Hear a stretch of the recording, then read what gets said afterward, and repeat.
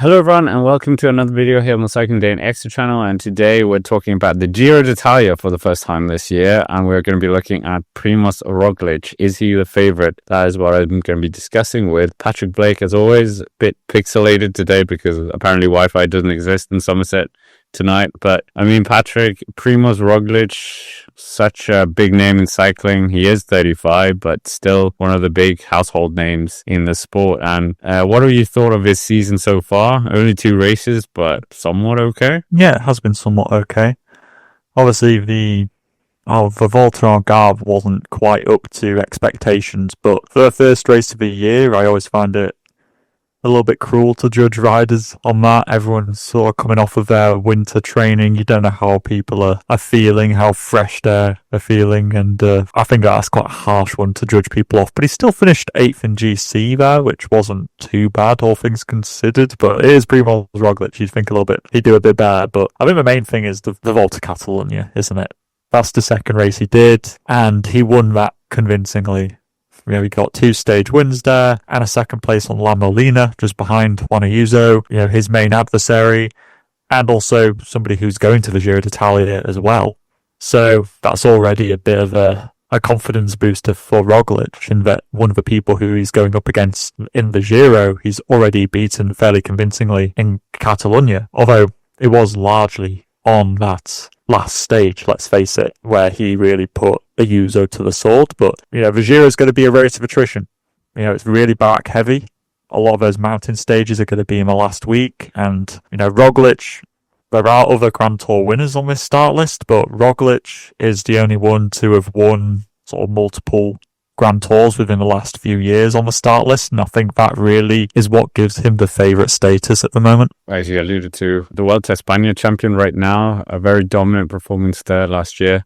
Was it dominant? Well, it was Roglic being Roglic in the Vuelta, and we haven't seen him in the Giro d'Italia since him winning back in 2023. Patrick, I don't know how you remember that Giro. I remember it as quite a boring GC until the final week, where it really started to get interesting, and we had that epic finish in the Monte Lazari time trial, where, of course, at one moment, I think did his chain come off or something, but he got a helpful push as well to win that final time trial, defeat Geraint Thomas, take the Maglia Rosa, and become the first Slovenian to win it. Well, yeah, Pogačar won it last year. And we also had him in 2019. Well, we actually thought he was going to win, but ended up 3rd place, but did take that first stage in San Luca. But yeah, Primoz Roglic and the Giro d'Italia, pretty good. Yeah, it is pretty good. I'm thinking back to that 2023 edition when he was going up against Geraint Thomas, and you can draw quite a lot of parallels between that race and what we're going to see this year, in that it's going to be very back heavy, like I mentioned just a minute ago, because you look back at essentially where all the GC action is taking place, and you see, yes, there's 2 time trials in this one, there was 3 in the other one, and you're seeing a lot of that, GC action in that last, from stage 16, 18, 19, and then the TT as well. So you can draw quite a lot of comparisons between how that race went and how this year might go. You could argue, just to play kind of devil's advocate a little bit, that Roglic only kind of just about, beat G on the last day. And you might argue that, okay, he just about won that kind of by the skin of his teeth on the last day. Just how convincingly can Roglic win a Giro this year, especially like you say, thinking about the Vuelta last year, it wasn't the most convincing of victories at times. He wasn't overwhelmingly dropping Enric Mas, for example, all the time, or it wasn't by huge time gaps. So there is that little bit of voice in the back of my head going, is Roglic the big favourite, or is it he's getting a little bit older? Is it how many more kind of big performances is he going to do? But I think also then Roglic is just Roglic. He's won a Grand Tour the last 2 seasons. He's really good at Grand Tours, and so it is quite hard to look past him. Last time, 2023, Giro d'Italia, he won the Volta Catalunya there as well with that epic battle with Remco Evenepoel. So we like patterns, and that is a good pattern. But yeah, I see what you mean. Yeah, 14 seconds between him and Geraint Thomas at the end.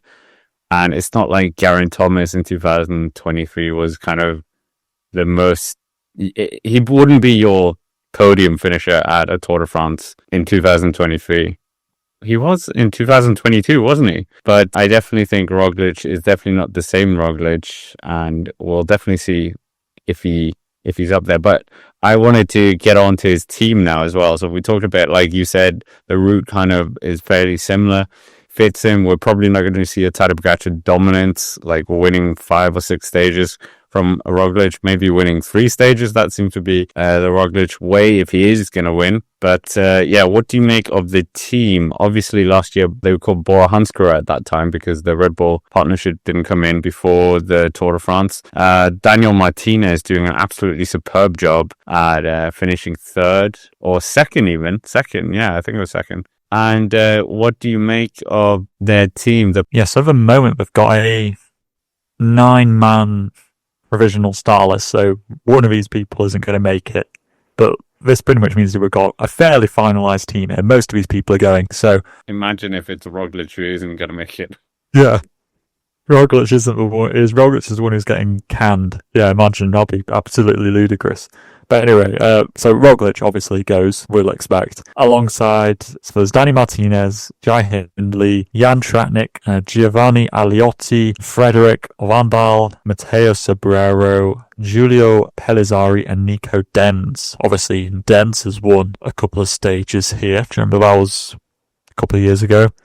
Pellizzari was very active last year in the race. Sobrero's won a stage of the Giro before, so's Hindley. You know, you got a lot of talent here.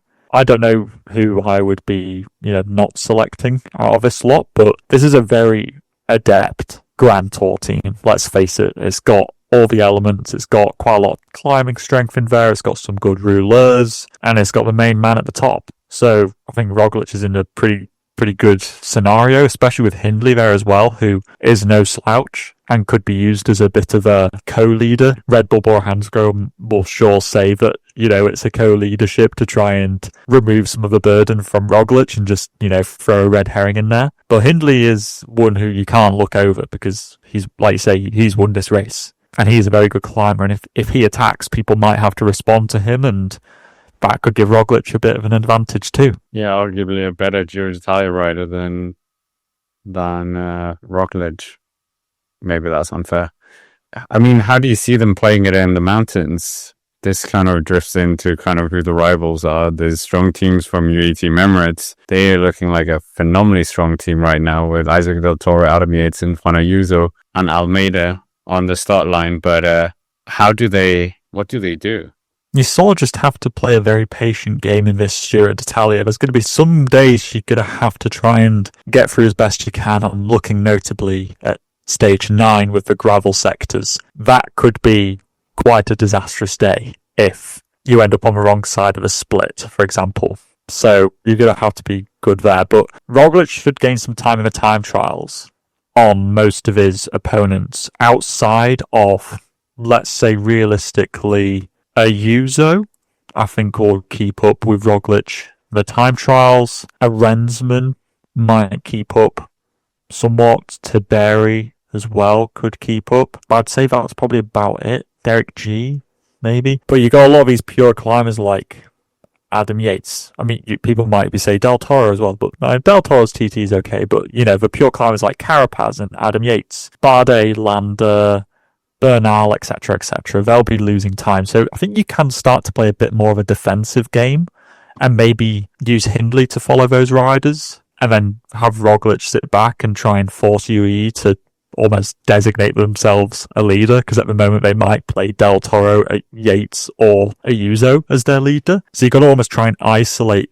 UE to whittle them down to just one guy, so more easily, rather than being 1-2'd all the time by different people. And if you can do that before that final week, that'll be quite handy. But in terms of how do you play the mountains, I think if you're leading, it's just pretty simple. You just lead it from the front. If you're not leading, then you gotta try to play a bit more clever.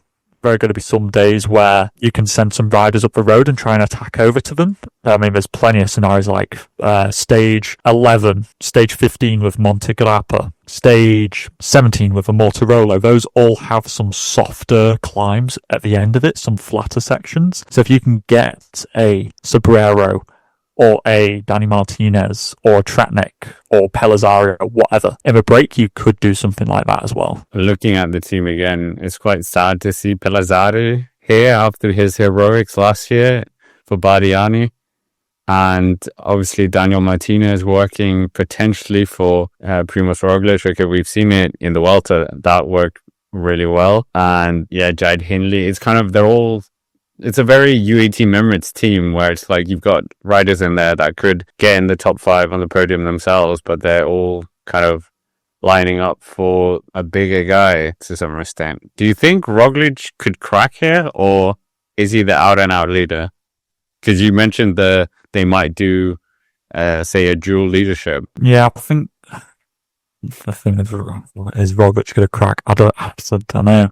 He's more likely to crash. That's the problem. He's got to make it. We're not in France. It's fine.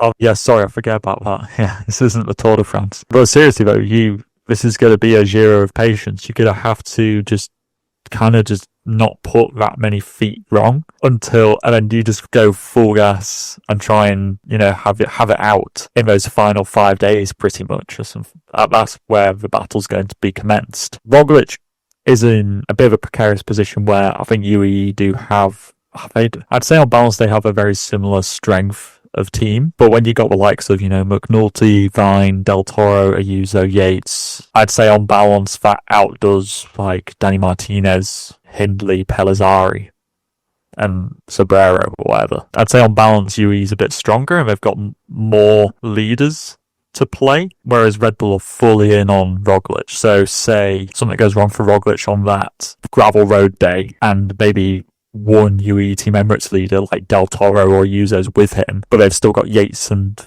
somebody else up the road. Well, then Red Bull or Hansgrohe need to play catch up at that point, because I think unlike UAE Team Emirates, who could actually win this race with Yates, Ayuso, or maybe Del Toro, I think Red Bull or Hansgrohe may say that they're going in with a co-leadership, but realistically it is all in on Roglic and everybody sort of knows that. There's no real tricking people.